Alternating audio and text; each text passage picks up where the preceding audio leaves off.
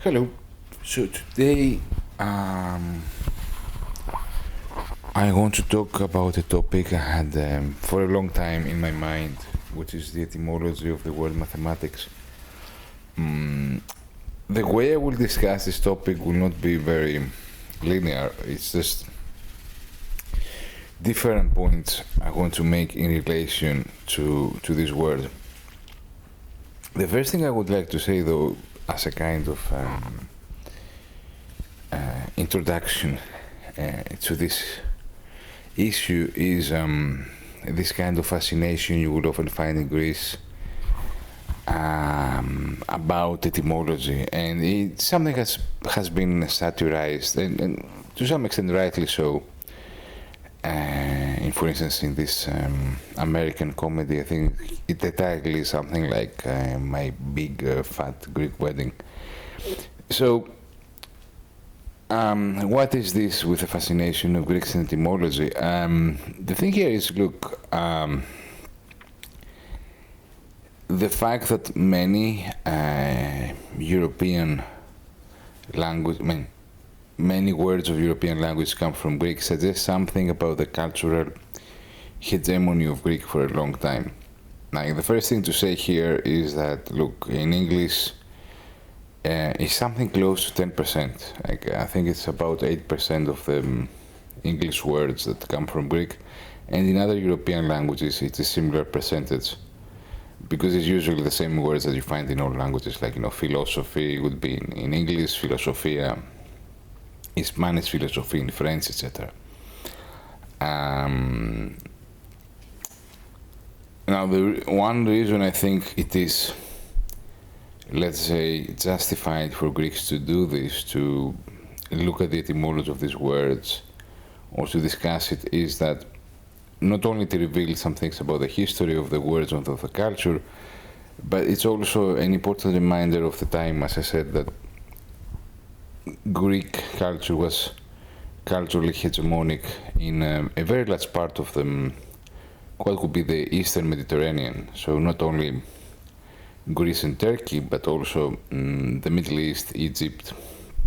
These parts of the world were under very strong Greek cultural influence for a very long time, from the conquest of Alexander the Great until the Arab conquest. So we're talking about roughly 1,000 years, where the learned people in these countries used Greek as their language of learning and communication, and also, consider that many of the famous philosophers of the Roman period who wrote in Greek were not Greek in terms of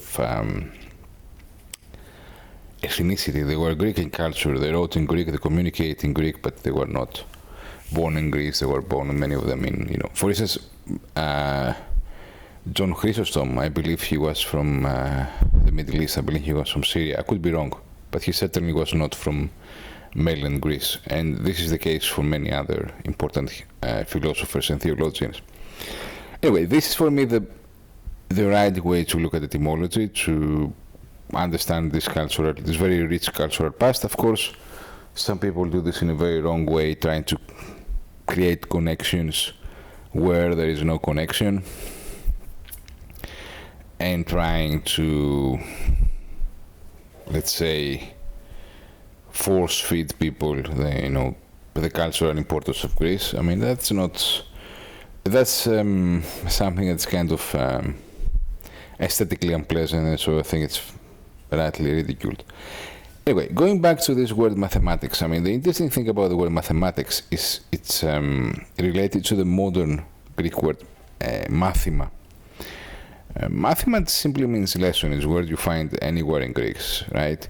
And it comes from manthano. The ancient verb would be manthano. The modern Greek verb for learning, to learn, would be matheno. So that's the first thing.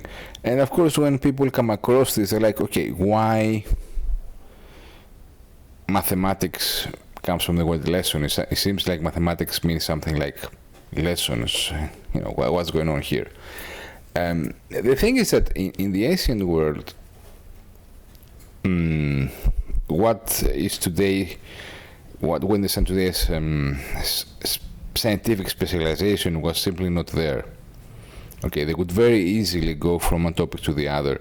It is true you have somebody like Euclid who wrote the Elements, and it's a very highly specialized word, but you should also think of, let's say, somebody like Pythagoras, who was a philosopher and a mathematician, and really in his mind there was no distinction between the two.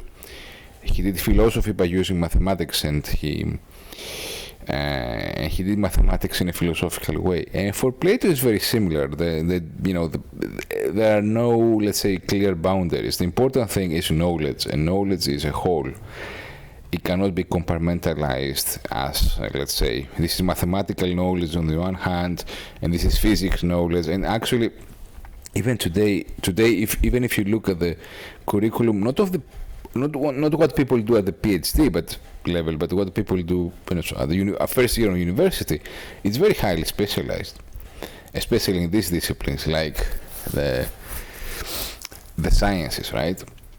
So in Greece, of course, in Greece, in the whole world, until the 19th century, more or less, this was not the case. This high degree of specialization was simply not there.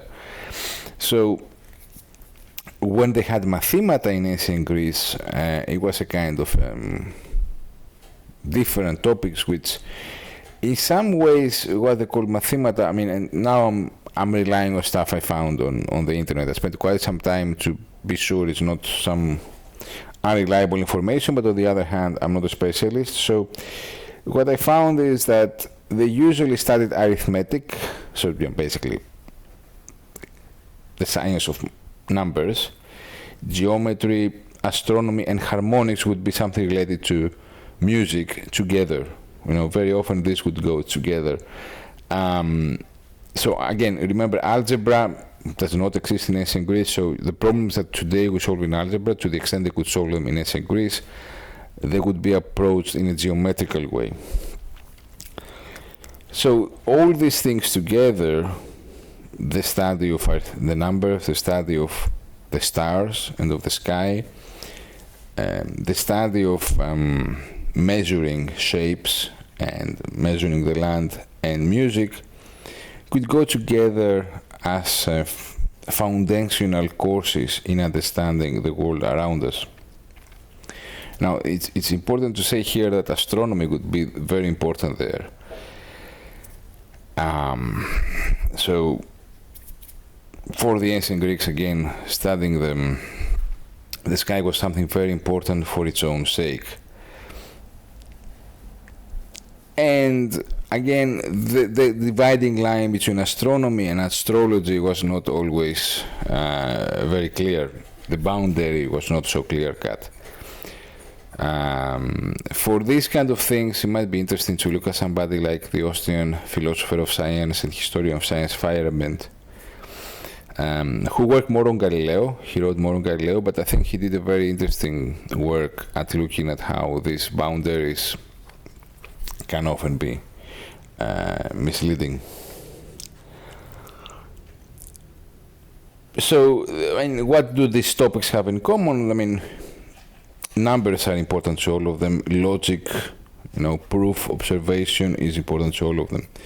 And actually, one of the reasons mathematics would be a very foundational thing in the learning, in the mathemata that ancient Greeks had, has to do, of course, with Plato. Okay, I already mentioned Pythagoras, but Pythagoras was something of a sui generis case that, of course, was very influential and important, but at the same time, people understood that within his school there were certain excesses, and that his own character was somehow,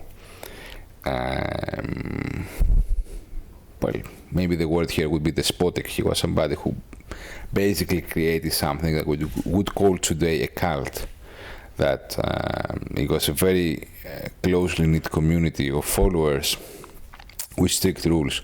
Whereas Plato had a lot more influence and cultural significance for the ancient Greek world, because he left these classic works behind him, and he also created the academy, which was a school that had a tradition of centuries.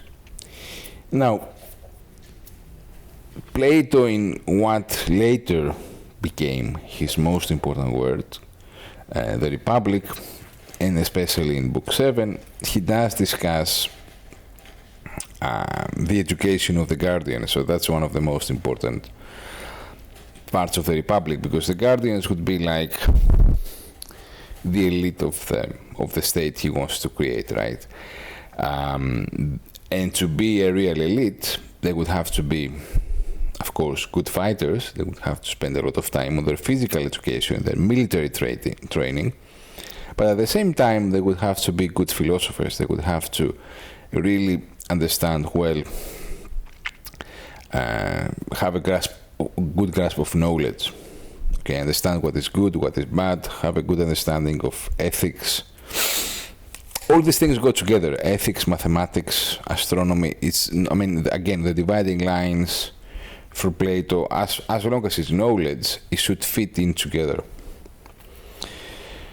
So, and there he discusses, Plato in Book 7, as I mentioned, the importance of mathematics. And for this is one of the reasons that mathematics, as a study of numbers, became so central in the learning of philosophers. Now, this term, of course, evolved. I mentioned already that in the ancient world there were different mathemata lessons, which included parts of what today we would consider mathematics. This term was taken into the Roman world through Latin as mathematica, okay, mathematica, and it was preserved later on in the Christian world that was created afterwards through the monastic tradition. Much of the learning was preserved in the Western world through the monasteries and the monks who studied and copied many of these texts. Now, if we want to look specifically into the English language, the modern term mathematics came from a Latin and a French term, which is something quite logical. I mean, Latin was the dominant language of the church, and French, after the Norman conquest, was the language of the rulers, of the ruling class of England. So the Latin term would be mathematicus, written with a TH, and the French term would be mathématique. Again, tracing its origin back to the Greek word. However, in the early usage of this term, from the 14th century until the early 18th century, the term referred more to what today would be understood as a study of the stars as related to human destiny, so something closer to astrology. Again, this would come as no big surprise because, again, the dividing lines were not so clear, and because astrology at the time was not seen as something beyond the pale for a learned man to study, as it is today, right? So there was a significant overlap historically between mathematics and other disciplines, which were often studied together in the context of philosophy and learning. One thing I wanted to mention here as well was the so-called, give me a second here just to be sure I read the term correctly. So it's a Latin term, and it is, yeah, here we are, the quadrivium, right?